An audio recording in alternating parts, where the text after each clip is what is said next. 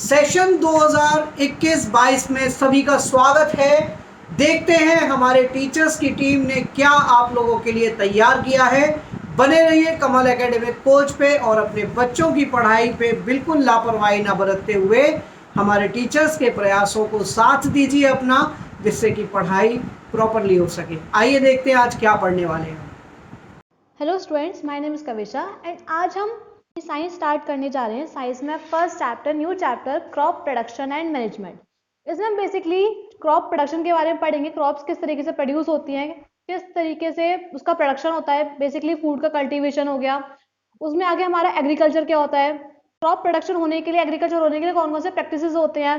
सबसे पहले सॉइल की प्रिपरेशन होती है, सीड्स होते हैं, सोइंग ऑफ सीड्स होते हैं, सॉइल फर्टिलिटी कैसी होनी चाहिए, इरिगेशन होना चाहिए। कुछ मेथड्स से आगे इन सब चीज़ के बारे में डिस्क्राइब करेंगे।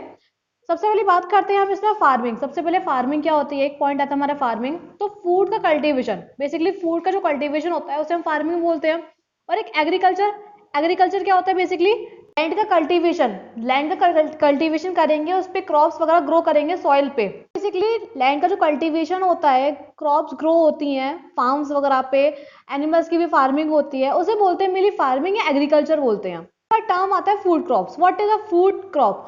तो जो फूड हमें मेनली प्लांट से मिलता है, जिसमें क्रियल्स, पल्सेस, फ्रूट्स, वेजिटेबल्स, ये सब चीज होते हैं। ऑयल हो गया, बेवरेजेस हो गया, ये भी फूड्स का पार्ट है। तो प्लांट जो है बहुत बड़े स्केल पे कल्टीवेटेड होते हैं फूड्स के लिए, उन्हें मेनली बोलते हैं हमारे फूड क्रॉप्स। उसके बाद एक टर्म आता है क्रॉप। क्रॉप क्या होता है? क्रॉप बेसिकली कल्टीवेशन है सेम काइंड के प्लांट्स का एक बहुत बड़े स्केल में फील्ड में, मतलब फील्ड में बहुत बड़े बड़े प्लांट, बेसिकली बहुत ज्यादा प्लांट्स लगते हैं एक ही तरीके के। जैसे वीट होती है, वीट बहुत सारे प्लांट्स, उसके बहुत सारे प्लांट्स होते हैं, सिर्फ एक ही फील्ड पे ग्रो होते हैं, उसे बोलते हैं हम क्रॉप। तो क्रॉप जो है वो कैटेगराइज हुआ है कुछ टाइप्स में, जैसे कि ग्रेन्स हो गया, पल्सेस हो गया, ऑयल यील्डिंग सीड्स है, हॉर्टिकल्चर क्रॉप्स है। ग्रेन्स में आता है लाइक हमारा वीट, ओट, राइस, मेज, ये सब ग्रेन्स में आ गए हमारे। पल्सेस हो गया हमारा gram, peas, beans. Oil yielding seeds यानी कि मस्टर्ड हो गया, सरसों हो गया, तेल है, ग्राउंडनट है, सनफ्लावर है। हॉर्टिकल्चर क्रॉप्स बेसिकली वेजिटेबल्स हो गए, फ्रूट्स हो गए, हमारे फ्लावर्स हो गए। उसके बाद हमारे इंडिया में बेसिकली वेदर को देखते हुए टू टाइप्स की क्रॉप्स ग्रो की जाती हैं, kharif crop and rabi crops. Kharif crop basically rainy season वाली क्रॉप्स होती हैं। ये क्रॉप्स जो है वो जून या जुलाई वगैरह में ग्रो की जाती हैं और ये सितंबर या अक्टूबर में हार्वेस्ट की जाती हैं। बेसिकली इसके एग्जांपल्स हो गए हमारे राइस है, ज्वार है, बाजरा है, मेज है, ग्राउंडनट, कॉटन, ये सारे एग्जांपल्स खरीफ क्रॉप के हो गए। देन उसके बाद बात आती है रबी क्रॉप्स की। ये विंटर क्रॉप्स होती हैं हमारी। ये मेनली अक्टूबर नवंबर में सो किए जाते हैं और हार्वेस्ट किए जाते हैं मार्च और अप्रैल में। जो क्रॉप्स आती है हमारी आगे, पोटैटो हो गया, स्वीट पोटैटो है, स्पिनच है, पी, कैरेट, रेडिश, ये सब हो गए हमारे रबी क्रॉप्स। उसके बाद आता है हमारा टॉपिक आता है basic practices of crop production. तो क्रॉप को प्रोड्यूस करने के लिए हमें कौन कौन से प्रैक्टिसेस करते हैं हम, मतलब पहला स्टेप क्या होता है क्रॉप प्रोडक्शन के लिए, फिर क्या करते हैं, फिर क्या करते हैं उसके बाद। तो यहाँ पे इसी चीज के बारे में जानेंगे। तो बेसिकली कुछ एग्रीकल्चर प्रैक्टिसेस यहाँ दे रखे हैं।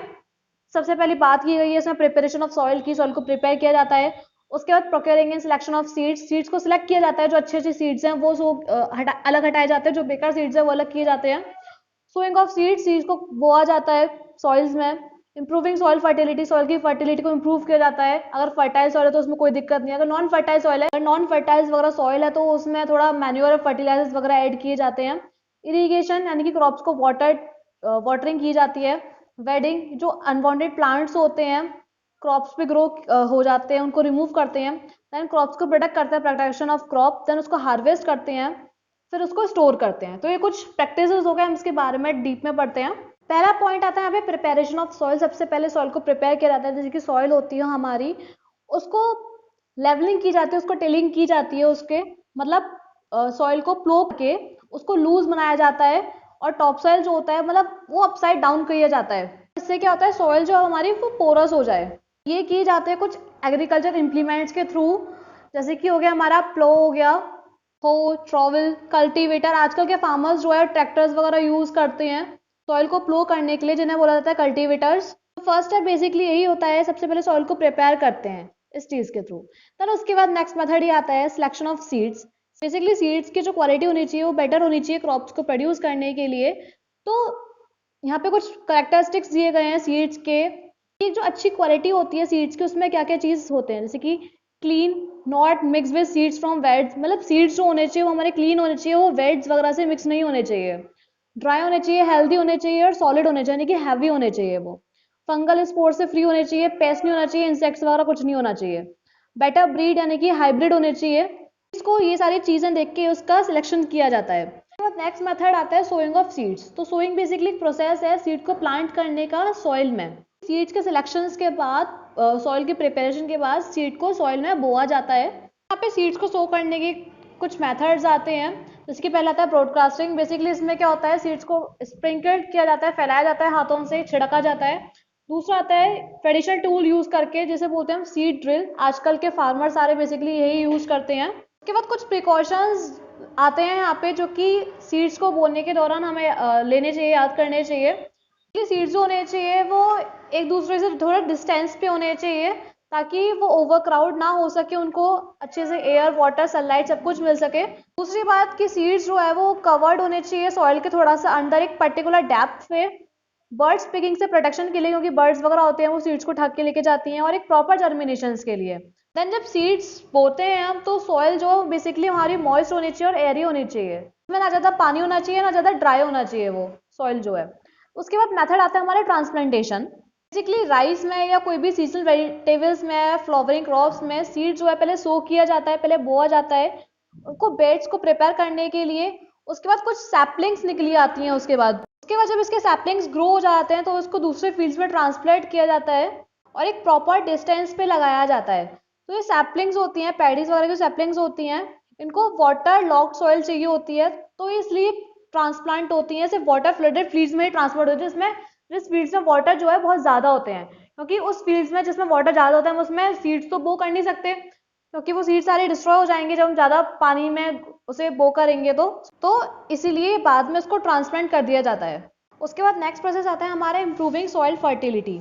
सो बेसिकली प्लांट्स को ग्रो करने के लिए बहुत सारे न्यूट्रिएंट्स और मिनरल्स वगैरह चाहिए। वो कहाँ से लेते हैं हम? मेनली सॉइल से लेते हैं वो। तो एक ही फील्ड पे प्लांट्स कल्टिवेटेड होते होते उसमें से सॉइल्स में से क्या न्यूट्रिएंट्स वगैरह जो होते हैं, मिनरल्स वगैरह जो होते हैं, वो कम होने स्टार्ट हो जाते हैं, धीरे धीरे वो कम होते चले जाते हैं। तो उसके लिए क्या करते हैं लोग? फर्टिलाइजर्स वगैरह ऐड करते हैं सॉइल्स में, बेसिकली उसकी फर्टिलिटी को इम्प्रूव करने के लिए, उसमें कोई भी न्यूट्रिएंट ऐड करने के लिए। फर्टिलाइजर्स कोई भी या तो नेचुरल मैन्योर हो सकता है या सिंथेटिक हो सकता है, यानी कि जो केमिकल्स वगैरह से बनाए जाते हैं फैक्ट्रीज वगैरह में।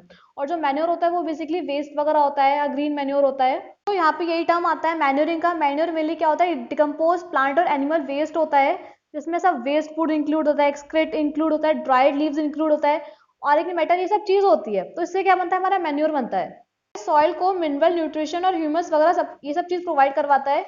वाटर और एयर की कैपेसिटी को इम्प्रूव करता है सॉइल्स में। उसके बाद बात आती है कि मैन्योर को यूज करने के एडवांटेजेस क्या क्या हैं।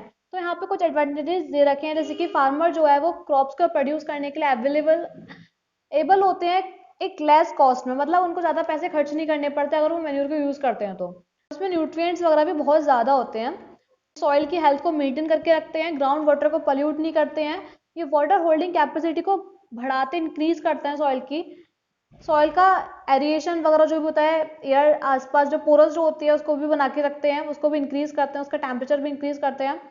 एनरिच करता है सॉइल को बहुत सारे प्लांट्स, न्यूट्रिएंट्स से, माइक्रोब्स से, ऑर्गेनिक मैटर से, और सॉइल को एक लिविंग बनाता है वर्म्स के साथ, इंसेक्ट्स के साथ और माइक्रोब्स के साथ। वर्म्स क्या होते हैं? बेसिकली फार्मर्स के ग्रेट फ्रेंड होते हैं। क्यों? क्योंकि वो मैन्योर को वार्म और एरी करके रखते हैं, सॉइल को पोरस करके रखते हैं।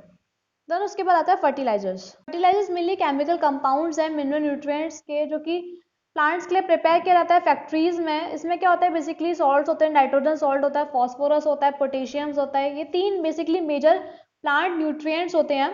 फर्टिलाइजर्स क्या है? ये हमारे हाइग्रोस्कोपिक होते हैं नेचर में, ये मेनली एयर से मॉइस्चर एब्जॉर्व करते हैं और डिजोल्व हो जाते हैं, मॉइस्चर में भी डिजोल्व हो जाते हैं। देन टॉपिक आता है हमारा नाइट्रोजन फिक्सेशन। एक नेचुरल वे है जो कि सॉइल को एनरिच करता है प्लांट के न्यूट्रिएंट से। तो फिक्सेशन नाइट्रोजन क्या होता है? बेसिकली इसमें क्या होता है, जो एयर की नाइट्रोजन होती है वो नाइट्रोजन कंपाउंड्स में कन्वर्ट हो जाती है कुछ माइक्रो ऑर्गेनिज्म के थ्रू। एक बैक्टीरिया होता है जिसे बोलते हैं हम राइजोबियम बैक्टीरिया होता है। एक लेग्यूमिनियस प्लांट्स के रूट नोड्यूल्स में प्रेजेंट होता है। ये क्या करता है? जो एटमॉस्फेयर में नाइट्रोजन होता है वो कन्वर्ट करता है न्यूट्रिएंट्स में, मिनरल्स में, जो कि सॉइल में प्रेजेंट होते हैं। क्या हमें किसी भी सॉइल में फर्टिलाइजर्स वगैरह ऐड करने की जरूरत नहीं होती है अगर रेजुमिनियस प्लांट्स ग्रो कर रहे हैं तो सॉइल पे। उसके बाद आप बात करते हैं नाइट्रोजन साइकिल। तो नेचर में नाइट्रोजन साइकिल होते हैं वो किस वे में होते हैं? पहले होता क्या है? इस तरह से हमारी वाटर साइकिल एग्जिस्ट करते हैं हमारे एटमॉस्फेयर में, हमारे एनवायरनमेंट में। उसी तरीके से नाइट्रोजन साइकिल है। सबसे पहले क्या होगा कि यहाँ पे एक साइकिल की फॉर्म में देखिए, सबसे पहले क्या होगा, नाइट्रोजन जो है वो एटमॉस्फेयर प्रेजेंट होता है। उसके बाद इलेक्ट्रिकल डिस्चार्ज के थ्रू यानी कि लाइटनिंग के थ्रू जो सिम्बायोटिक बैक्टीरिया या ब्लू ग्रीन एल्गी वगैरह जो होते हैं वो नाइट्रोजन की एयर को फिक्स करते हैं, वो कन्वर्ट करते हैं नाइट्रोजन कंपाउंड्स में जो कि सॉइल में चले जाते हैं। तो इस चीज को बोलते हैं नाइट्रोजन फिक्सेशन। देन उसके बाद प्लांट्स जो है वो नाइट्रोजन को लेता है सॉइल से। सारे न्यूट्रिएंट्स जो होते हैं वो सब प्लांट्स की बॉडी में चले जाते हैं, प्लांट्स में चले जाते हैं। फिर जो प्लांट्स होते हैं वो एनिमल्स के थ्रू ईट किए जाते हैं, एनिमल्स खा जाते हैं। और फिर नाइट्रोजन जो है वो उनकी बॉडी में चला जाता है, एनिमल्स की बॉडी में चला जाता है। फिर उसके बाद नाइट्रिफिकेशन प्रोसेस होता है। नाइट्रिफिकेशन प्रोसेस में मिलने क्या होता है, decay and decomposition of dead plants and animals. जो डेड प्लांट्स और एनिमल्स होते हैं उनका डिके होता है, डिकम्पोजिशन होता है, खत्म हो जाते हैं वो माइक्रोब्स के द्वारा, और फिर वो मैन्योर को फॉर्म कर लेते हैं, मतलब मैन्योर बन जाते हैं वो। देन उसके बाद होता है डीनाइट्रिफिकेशन। डीनाइट्रिफिकेशन प्रोसेस में क्या होता है, बेसिकली नाइट्रोजन रिलीज होती है। जो हमारा डेड मैटर था, डिकिंग वाला मैटर जो था, वो बैक्टीरियाज के थ्रू नाइट्रोजन रिलीज हो जाएगी एयर में। उसके बाद एटमॉस्फेयर क्या, मतलब एटमॉस्फेयर में क्या होगा, नाइट्रोजन प्रेजेंट होगी, उसके बाद वही होगा नाइट्रोजन फिक्सेशन। देन यही जो प्रोसेस होती है, ये जो साइकिल होती है हमारी, इस चीज को बोलते हैं नाइट्रोजन साइकिल। सो स्टूडेंट्स, आज के लिए इस चैप्टर में इतना ही। बाकी का चैप्टर हम कल दोबारा स्टार्ट करेंगे। सो जितना अभी तक बताया है मैंने उसका आप अच्छे से रीड कर लीजिए। Okay students, thank you.